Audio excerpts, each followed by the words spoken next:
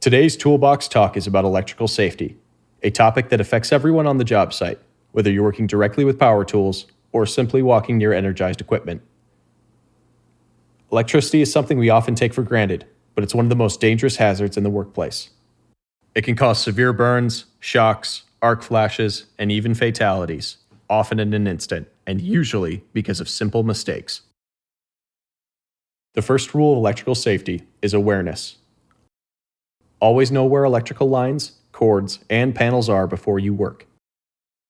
Look overhead, check underground, and identify any temporary power sources in your area.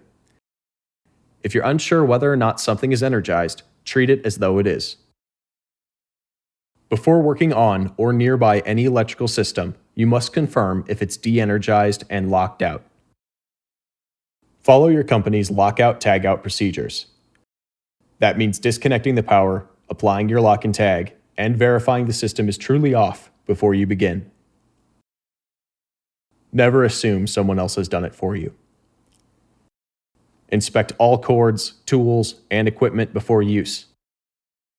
Look for frayed wires, exposed conductors, cracked insulation, or missing ground pins. Damaged tools should be tagged out of service immediately, never taped up or used temporarily. When using extension cords or power strips, make sure that they're rated for the job and that they are in good condition.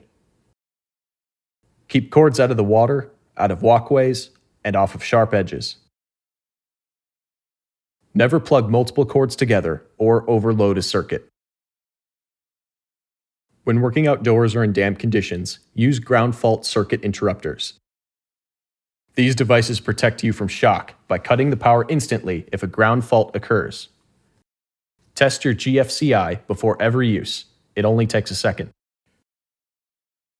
Only qualified electricians should repair or modify electrical systems.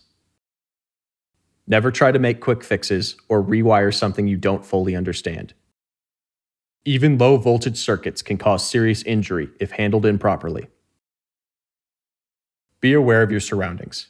Maintain safe distances from overhead power lines.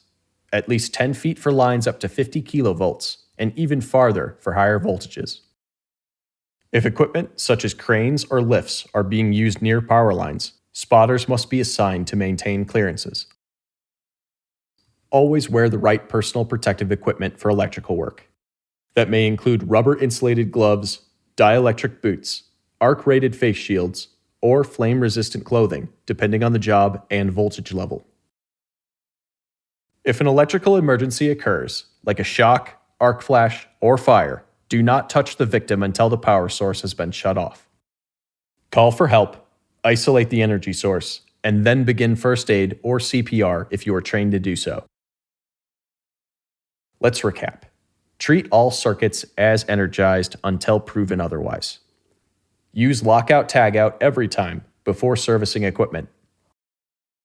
Inspect cords and tools before use. Use GFCIs in wet or outdoor areas. Keep clear of overhead lines.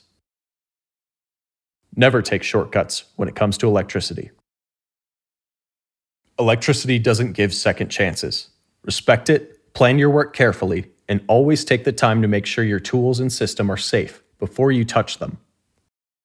Stay alert, stay grounded, and stay safe every shift, every site.